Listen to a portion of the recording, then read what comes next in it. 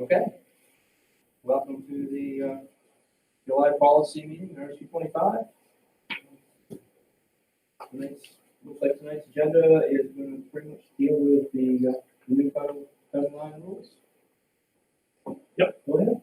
Yep. Well, over the last year, there's been a lot of work that's gone on with at the federal level around the regulations relative to Title IX. They've gone through a process of regulations being written, public comment on those regulations. There was actually a lawsuit filed from some institutions against the Department of Education. That's all been settled. The Supreme Court has spoken, so the new regulations are ready to go in force, and they will start to become enforced as of August 14th, 2020. These impact both collegiate as well as pre-K through 12 schools. The major significant difference in how these are applied in pre-K through 12 schools, there is no requirement to have a live hearing regarding this and bringing witnesses and everything because of sensitivity to the ages of the kids. So we have 5 policies that are directly impacted with this, and it's the AC series, which is the non-discrimination, equal opportunity, and affirmative action. We have a Title IX and an affirmative action officer in this district, and that's Andrea Marks, our Director of Special Services. But what we need to do is we need to attend to our policies, AC, ACAA, ACAAR, ACAB, and ACABR, as to the new changes and update those. I provided you a packet of policies which provides you the current reading of policies that we have enforced at this point in time, and the recommendation of MSMA and Drummond Woodson sample policies that go along with it. Typically, when we do these changes, I will go through and do strikeouts of the 2 or 3 words or the sentence that would be changed. But the impacts on these policies are so sweeping because of the regulations that I've just given you all new policies. What you have in front of you are the rough drafts, which have the notes from the lawyers, have the notes for us for consideration. The considerations are typically the same from policy to policy, but what this does now is clearly identify what is discrimination against and harassment of school employees and students. It clearly defines it as because of race, color, sex, sexual orientation, gender identity, religion, ancestry, or natural origin, age, disability, or genetic information. And so any harassment of employees on those bases would fall underneath this policy of equal opportunity affirmative action. And the same goes for students. Okay? So these policies need to be in place as we open school in the fall. Like I said, they become legal and binding as of August 14th. So our typical cycle of two months, we're right on. Mm-hmm. Going through the policies, the guidance from the lawyers, I would recommend we follow to the letter. Yep. Okay. One of the big things is that we have to be very clear about how one would report a harassment behavior. And that's clearly spelled out in these. They need to be clear and understanding of who do they contact. Okay? And then also in the policies will say who can file a complaint. And it doesn't necessarily have to be the perceived victim. It could be our affirmative action officer could file. Yeah. It does go through the process of allowing, obviously, the whole investigation, but also supportive and protective measures to be taken for the complainant, as well as the individual who the complaint has been lodged. There's process and notification requirements. There's requirements now that investigations need to be completed within 40 days after submittal of the complaint. There is a ability to appeal a decision of the affirmative action officer. That's all spelled out in all these policies. And it takes care of both staff and students. Okay. Clearly defines the type of sexual harassment, quid pro quo, hostile environment, and also sexual assault, dating violence, domestic violence, stalking, how they're defined. So none of these were in previous policies clearly identified the way they are. This more clearly defines it. It defines the scope of what can be considered under these complaints. It lays out a formal process and procedure for it. The recommendation to the policy committee is that we would adopt these policies, adapt them to RSU 25 through identification of not only the district unit, but the naming of our affirmative action officer, Title IX coordinator. Does that have to be in the policy? There is a place in one of the policies where you have to actually put the person's name and how to contact them. So we have to go through that whole policy change procedure in order to change that name? I would think as that position changes, then that needs to be one of those, just that needs to get fixed. That's, even though that's substantive who it is, it's not substantive in the fact that it's something. That doesn't change. Doesn't Change change the policy, you know? No, not at all. But it does clearly identify. Find it interesting that they put that in like that. Yes. And that's spelled out in the regulations. That's not a, that'd be nice if you did this. It is, you are expected to do this. One of the things I did find as I read through this, there was a repetitiveness to this as you go through each of the sections of the policy and from one policy to another. It's very streamlined, it's very consistent. So, in having done a number of these types of policies that are kind of boilerplate, there are some changes to make. What are your thoughts around calendar versus business days, such as that? Is that, Yeah, the way it's, you see this? yeah, I know on a couple of them, then like ACAAR, you know, there's calendar days and business days. I would recommend business days. Yeah, I was just thinking, what if you got something happen right before vacation? That's exactly. Or a Christmas break or something Right, like and that. that could take up most of your time, but people are, maybe someone went away or. I would like that. refer to the longer. Yeah. Yeah. In order to be able to make sure we have time to complete. Mhm. We can certainly draft it that way.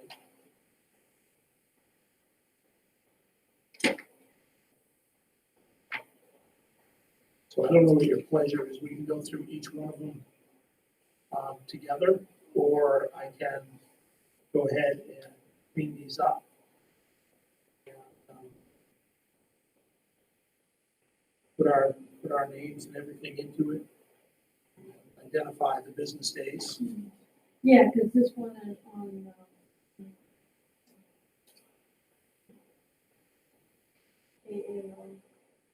ACAAR, it's all through it. right, but the one where it says you've got 5 calendar days for the superintendent, you get something that appeals in there. I think if we stay consistent with business days, then that would be consistent with our other policies. We've typically Right. gone to business day Yeah, conversation. See, there's under ECAAR, there's Yeah. an opportunity to read a section. That's section 2, Yeah, and I wouldn't recommend it. I was just gonna go there, that's looking at the difference. It would shine the same light on everything. And it's a much more formal process. And that would say, that would remain consistent. Yeah. And I think that's what we want to be, is consistent with how we're doing our business. Yep.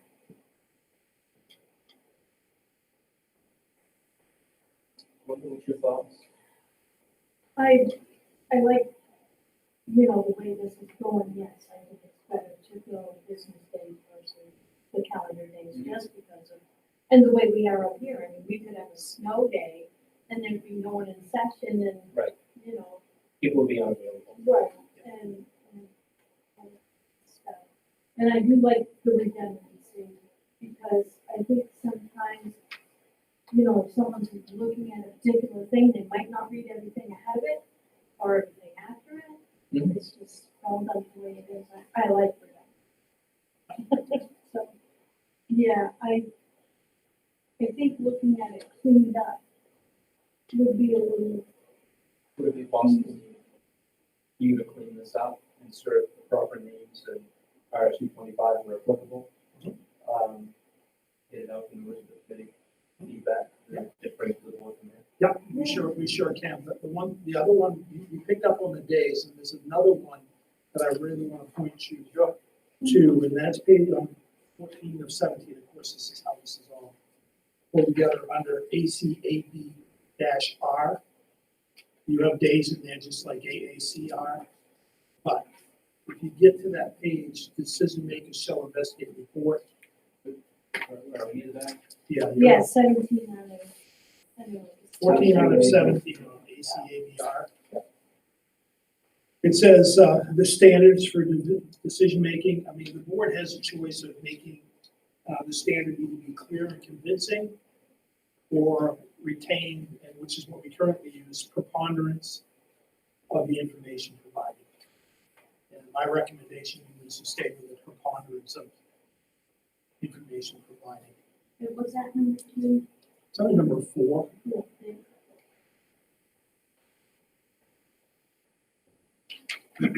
Again, that would be consistent with all of our other activities. Right. Doesn't have to be clear and convincing, it has to be preponderance of evidence, right? And again, that gets into the situation where we don't want to hold trials. No, Right? We want to go through this and we want to do our investigation thoroughly, but we do not need to be dragging in witnesses to cross examining and such. That could turn into time. It'll be a huge time sink. Not that it's not. To do this right, this takes days. And we've had situations where we've had to invest that time. Will again. But my recommendation would stay preponderance. Yeah.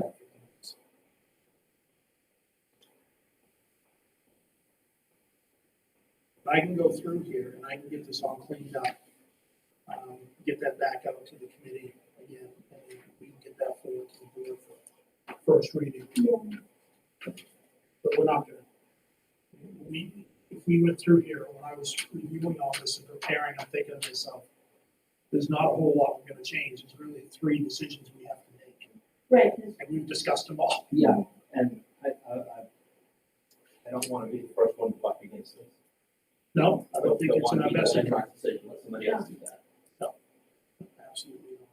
So, So it is consistent with what we're doing. absolutely. Yeah. So what it is we'll make those changes, so it's gonna be all business days. mhm, The part that said leave number 2 was optional, we'll leave that in, and we'll keep the preponderance standards in place. Amazing how quickly you guys found this. Well, I mean, we've been doing this for a while. I was trying to think, how many years, you know, the granddaughters were asking me, Nana, how long have you been doing this? Started in August. And we do have, within our, other policies for punishments, we do have that range. So we don't have a specific, if someone's determined that they did this, it's If not. this, then that. Right, Right, we have a range from range 1 through range 5. And will that fall back kind of in line with what we already have? It's already there. It's already, Again, be consistent. right, it's already in policy. and the more you can look back and look at, oh, this reference to this one and that one, Yep. and it all fits together. I'm good. Good? All right. Is there anything else that we need to discuss this evening? We do not. This is the direction I needed so I can get this cleaned up and put Yeah. together. I didn't want to be presumptive. Nope. But this gives me what I need, and and I will get this cleaned up and in your hands by the end of the week. Sounds good. Okay. Anything else with that? No, not for me, I figure probably coming there will be, well, actually, I guess questions. So we don't have to, like with school openings and stuff like that. Is there policies that we will have to put, like, into action right away before we can start school? Or- Not really policies, but part of the plan will be, there'll be some things included. And there's some authority that's granted to the superintendent by law that allows certain things to be put in. So, Oh, good, so I mean, then what I was thinking of, crunch time as we get closer to. but the plan is that the next board meeting, I'm gonna do an overview to the board of the plan and the goals of the plan. And then our goal as a group is to get it pretty well wrapped up by the end of July, first week of August, so folks are including what's going on. Yeah. There'll be communication going. We've already done the first survey of staff and parents. Mhm. And that information was very good, very valuable. And there'll be a letter going out at the end of this week to staff specifically if they have specific concerns, not general concerns. We did general concerns already. Right, yeah. Now we've got to really drill down if there are specific concerns so we can work with that. Mhm. And do that directly. But we didn't want to do that in the survey. No, We this, wanted to do that in Right. in a manner that's respectful and confidential. yeah, But we also want to do that fairly soon, so we need to know, what we're going to need. There will be implications regarding contracts, collective bargaining agreements that we're going to have to take a look at because these are new and uncharted waters that we're in. yeah, And to think that the CBA is going to apply to those times is not accurate. We've already in conversations identified, yeah, we're going to talk about that, we're going to have to talk about that. And even if there's something as a board decision as to opening times and things like that, there's always a requirement that you have to negotiate the impact. So we need to look at it. The meeting's going on, we're up to, I think, 15 people on our panel right now, trying to get a good cross-section of folks involved. And what we've chosen to do is, we started with a foundation group, and then as the work progressed, we added more layers, and added more layers, and we'll continue to add, so we get feedback from a number of different perspectives. yeah, that's good, because if you start with everybody right away, it's too chaotic, you start with the report and then lost. And even now, knowledge, as we they add don't- people, it still adds a little chaos, but, Yeah, because they don't know what you've already discussed. so, and we've been meeting twice a week, and we may have to ramp that up as we get into Yeah. the last couple of weeks of July, it could be 3 times a week. Right. We will have a plan. I feel very comfortable to say that the plan is not going to satisfy everybody because we have too many varying opinions. Right. And Yeah, just you by- can't say. And the plan is going to be written so, we have different levels. We can, come back and do the opening, Mhm. right, with people present, but we're going to have to obviously have safeguards in place. Mhm. Working on putting those in place. Then we have to be prepared for, second, we may have to modify that, we may do some remote learning. Right. We may have to have a hybrid model where some's in person, others remote. And then Right, we may have to have but we don't know a what- full remote.